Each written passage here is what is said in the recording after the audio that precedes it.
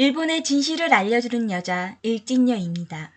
일본에서 한류의 인기는 점점 더 커지게 되어 코로나 재난에도 한국 드라마, 케이팝, 식품, 뮤지컬, 문학, 코스메틱까지 정말 다양하게 큰 인기를 얻고 있습니다. 최근 일본의 주니츠 드래곤즈의 투수 우메츠 코우다이 선수가 라디오에 나와서 감염 방지를 위해 사람과 어울리지 않게 외로움을 달래기 위해 투수 미츠야 타쿠야의 권유로 넷플릭스에서 한국 드라마를 보게 되었다고 소개. 특히 이태원 클라스의 주인공 박세로이를 언급하며 의지가 강한 인품으로 그 의지의 힘을 배우지 않으면 안 된다고 생각했다며 코로나 재난의 외로움을 한국 드라마를 보며 위로하고 영향을 받고 있음을 전했는데요. 이처럼 코로나 재난을 한류로 이겨내고 있는 일본인이 더욱더 늘어나고 있습니다. 기사 보실게요.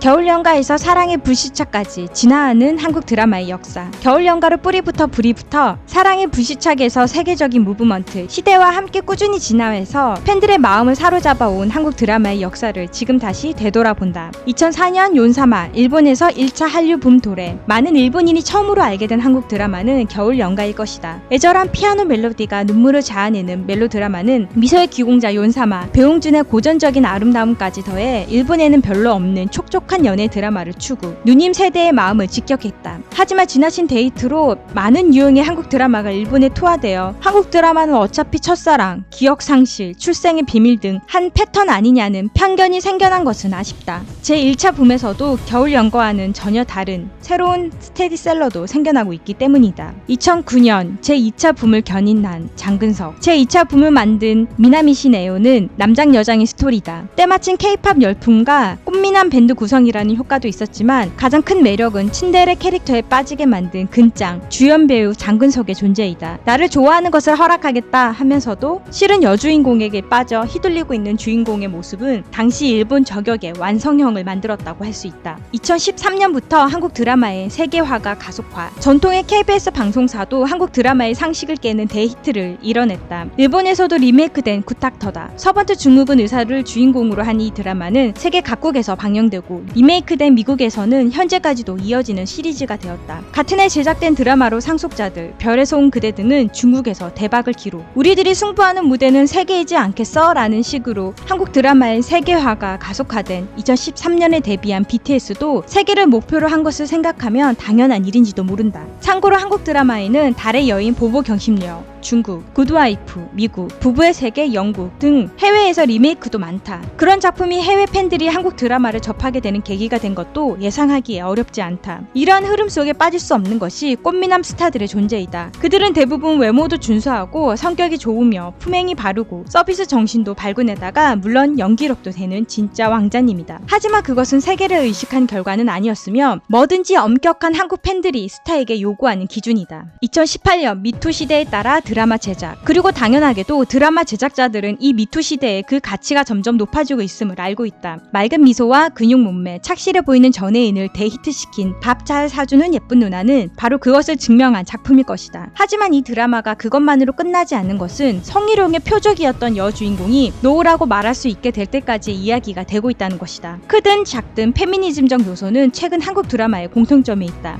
기이하게도 같은 여배우 손예진이 주연한 사랑의 불시착의 세계적 히트는 전 세계 여자가 추구하는 성별을 넘어선 남녀관계가 그려져 있기 때문이고, 현빈이 그런 새 시대의 이상적인 왕자님을 완벽하게 연기했기 때문일 것이다. 하지만 사실 한국에서는 그런 드라마가 사랑의 불시착 이전에 이미 많이 만들어져 있던 것이다. 그리고 앞으로도 한국 드라마는 당신이 원하는 진화를 이뤄주는 것임은 틀림없다며 기사는 전하고 있습니다. 성추행이 80% 이상이 신고조차 되지 않는 일본의 분위기에서 한국 드라마의 위로와 용기를 주는 페미니즘적인 요소와 열정을 다해 자신의 여자를 사랑하는 남자 주인공들의 모습 속에 많은 일본의 여성들에게 큰 힐링이 되어주고 있는 것 같습니다. 이러니 한국을 동경하고 한국인처럼 보이기 위해 한국식 메이크업과 한국식 패션을 따라하고 한국인이 되고 싶다는 일본의 여성들도 늘어나는 것 같습니다. 이러한 인기 속에 일본에서 큰 매출을 올리는 분야가 바로 식품입니다. 드라마에 먹는 장면을 보고 먹고 싶다는 충동을 자극해 자연스레 한국의 식품도 대박이 터지는 상황인데요. 기사 보실게요.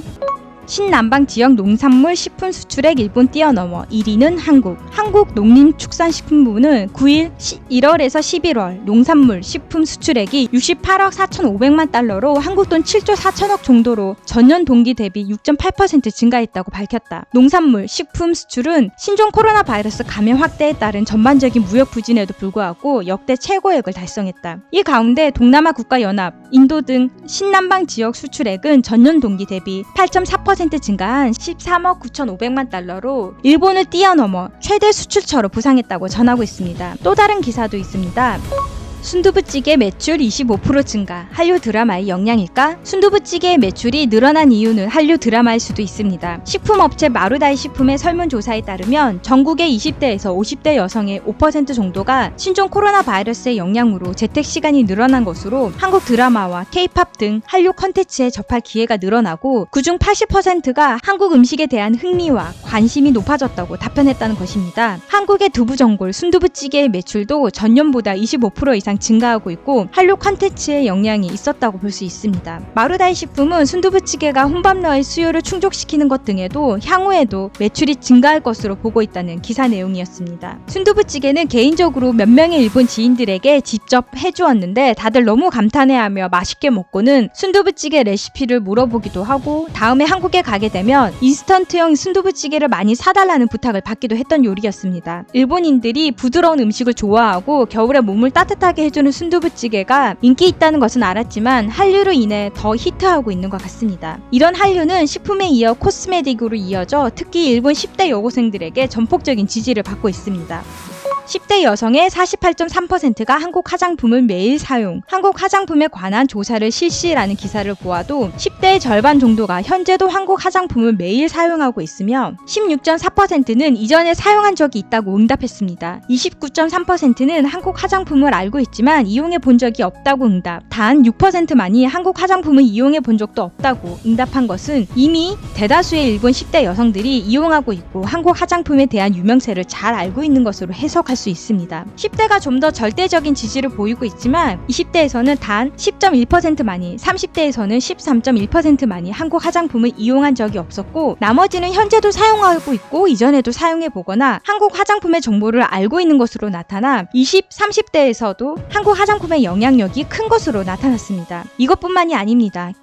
K-팝, 한국 드라마 다음은 이것. 어른 세대에게 인기 있는 한국 뮤지컬의 매력은? 이라는 기사 타이틀을 봐도 알겠지만 한국 뮤지컬도 큰 인기를 끌어 젊은 층 이외에도 다양한 일본의 세대를 맡아 한류를 이어가고 있습니다. 저도 상당히 뮤지컬을 좋아해서 자주 보러 가는 편인데 얼마나 일본 관람객이 많으면 자막에 일본어가 되어 있는 공연도 꽤 많이 봤을 정도로 한국 뮤지컬의 인기는 이미 알고 있었는데요. 연기나 실력이 한국 뮤지컬 배우가 뛰어난 부분이 많은 것도 큰 영향인 것 같습니다. 또 코로나 이전에만 해도 좋아하는 배우의 공연을 보러 한국까지 왔던 관람객도 정말 많이 있었고요. 특히나 일본인 관람객이 많았던 공연에 일본인에게 어떻게 한국까지 보러 오게 되었냐고 물어보았는데 출연 배우의 팬이라서 한국까지 왔다고 말했던 일본인을 상당히 많이 만났었습니다. 제가 관람했던 뮤지컬 중에는 가수 이지훈, 초신성 윤학, 시아준수 김준수, 소녀시대와 슈퍼주니어의 멤버들의 공연이 있을 때 특히 많이 만났습니다. 또한 한국의 문학도 큰 관심을 받고 있습니다.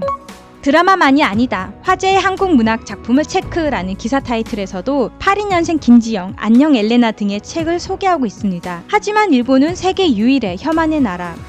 한국 드라마, K-팝에 이어 K-문학이 세계적인 붐이 되는 이유는? 이라는 기사에서는 세계에서도 통하고 있는 K-문학의 저력을 알아보는 기사 내용이었는데 댓글에서는 기분 나쁘다. 아이디 대일본 제국의 댓글로는 거짓말과 욕망의 조선이니 붐이 될 리가 없습니다. 라는 등 한류를 깎아내리고 인정하고 싶지 않아 하는 넷 우익의 부정적인 댓글이 대부분이었습니다. 이렇게나 한국을 질투하고 혐한을 조장하는 책들과 언론이 도배되어 있는 일본에서 이미 거대하게 잠식되어 있는 한류의 영향력을 악의적인 거짓 뉴스와 혐한으로 조장한들 세계에서도 통하는 한류를 어떻게 막을 수 있을까요? 넷 우익의 열폭만 키워갈 뿐이라고 생각됩니다. 오늘은 여기까지 할게요. 일본의 진실을 알려주는 여자 일진이었습니다. 세상 모든 바이러스 조심하시고 오늘 하루도 좋은 일진 되세요.